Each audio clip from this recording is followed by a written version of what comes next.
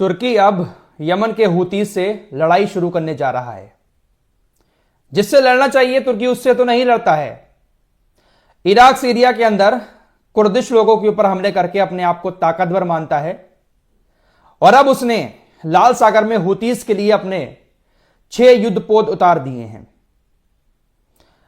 तुर्की ने कहा है कि हम हूतीस को जवाब देंगे, हम उनको दबाएंगे, हम उनको रोकेंगे। दरअसल पूरा मामला यह है, मैंने आपको 2 दिन पहले बताया था कि तुर्की के राष्ट्रपति रजब तैयब एर्दोगान बड़ी बड़ी बातें कर रहे हैं कि हमने इजराइल से सारे रिश्ते खत्म कर दिए हैं, लेकिन तुर्की की कंपनी का एक जहाज बहुत तेजी के साथ माल लेकर इजराइल के बंदरगाह की तरफ बढ़ रहा था। कंपनी का नाम है अनातोलू सी। इस कंपनी का एक जहाज, मालवाहक जहाज, इजराइल की तरफ जा रहा था। यमन के हूतीज ने कहा कि हमने उसको चेतावनी दी कि इजरायली बंदरगाह की तरफ ना जाएं, लेकिन हमारी चेतावनी को अनदेखा करते हुए वो जहाज इजराइल की तरफ बढ़ रहा था। हमारी नौसेना ने, हमारे लोगों ने ऑपरेशन चलाया और कई सारी बैलिस्टिक मिसाइल और ड्रोन से उस जहाज पर हमला किया।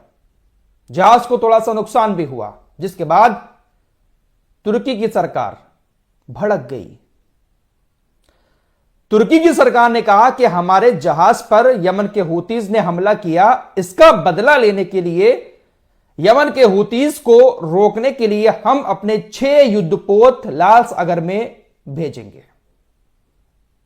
अपने 6 युद्धपोतों को लाल सागर में भेजकर तुर्की यमन के हूतीज के हमलों को रोकेगा। बजाओ ताली इसी बात पर। जिससे लड़ना चाहिए उसके खिलाफ तो सिर्फ बड़े बड़े भाषण दिए जाते हैं और एक्शन लेने की बारी आती है तो ऐसे देशों पर जो फिलिस्तीन के साथ हैं तुर्की फौरन एक्शन ले लेता है। 6 युद्धपोत भेज रहा है जहाजों को बचाने के लिए। फिलहाल इस मामले पर आप लोगों का क्या कहना है? क्या तुर्की के युद्धपोत भी एक दिन लाल सागर से भाग खड़े होंगे हूतीस के हमलों को देखकर? लेकिन दोस्तों, ये बहुत बड़ी खबर है। जो चीजें अब सामने आ रही हैं पूरा खुलकर अब एर्दोगान दुनिया के सामने नजर आने लगे हैं। काफी सारे मैं कमेंट देखता हूं वीडियो पर अबू उबैदा को लेकर कि अबू उबैदा को लेकर कोई अपडेट नहीं आ रहा है। कुछ दिन पहले कुछ लोगों ने खबर चलाई भी थी कि अबू उबैदा शहीद हो गए, इस तरह की बातें चली थी। लेकिन दोस्तों, अबू उबैदा कल सामने आए। अबू उबैदा का कल एक भाषण पब्लिश किया गया हमास की तरफ से। उन्होंने इजराइल की एक महिला कैदी की, बंधक की मौत की घोषणा की।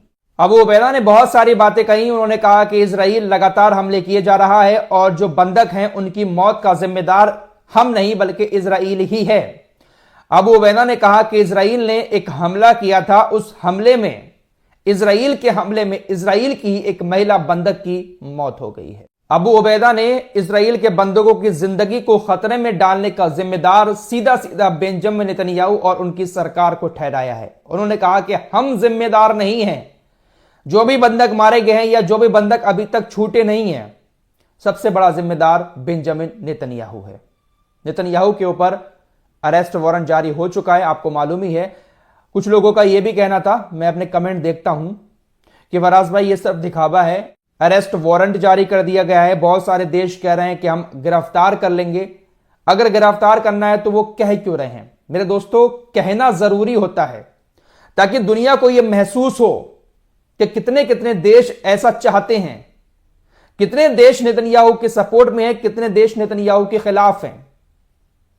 नेतन्याहू के सपोर्ट में बहुत कम देश हैं, जबकि अरेस्ट करने के लिए आधी से ज्यादा दुनिया तैयार बैठी है। नॉर्वे ने भी कह दिया है कि बेंजामिन नेतन्याहू एक वांछित व्यक्ति है,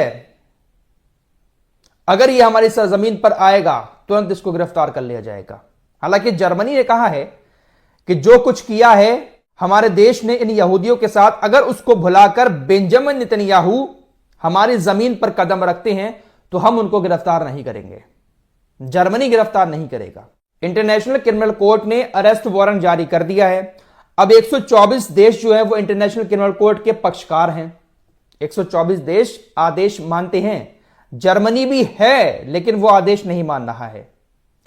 इंटरनेशनल क्रिमिनल कोर्ट ने कहा कि जो गैर देश भी हैं जिनका ताल्लुक इंटरनेशनल क्रिमिनल कोर्ट से नहीं है, वो देश भी बेंजामिन नेतन्याहू को गिरफ्तार करें। ईरान के सुप्रीम लीडर अयातुल्लाह खामेनेई ने इस मामले पर तमाम इस्लामिक देशों से एक अपील की है, और देशों से तो उन्होंने नहीं कहा, सिर्फ और सिर्फ इस्लामिक देशों से कहा है कि बेंजामिन नेतन्याहू को अपने देश में आने पर तुरंत गिरफ्तार कर लें।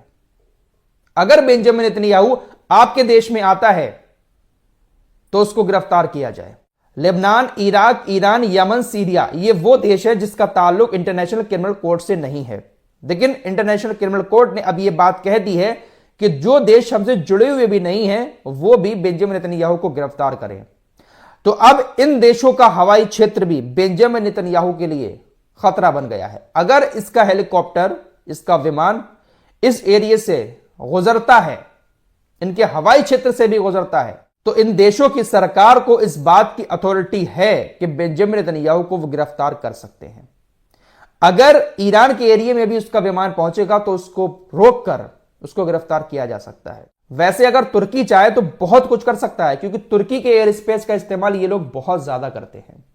देखते हैं क्या होता है। दोस्तों, आपको मालूम ही है कि इजराइल यरूशलेम को अपनी राजधानी बनाना चाहता है। अभी तो तेल अवीव उसकी राजधानी है, लेकिन यरूशलेम जहां पर मस्जिद अक्सा मौजूद है उसको अपनी राजधानी बनाना चाहता है, और कई सारे यूरोप के देश इस बात की मान्यता दे भी चुके हैं। इटली के अंदर भी इस बात को लेकर काफी चर्चाएं हुई, अदालत तक ये बात पहुंच गई। अदालत में इस मामले पर काफी चर्चाएं हुई, लेकिन इटली की अदालत ने साफ कह दिया कि हम यरूशलेम को इजराइल की राजधानी के रूप में मान्यता नहीं देंगे। अदालत ने साफ कह दिया है।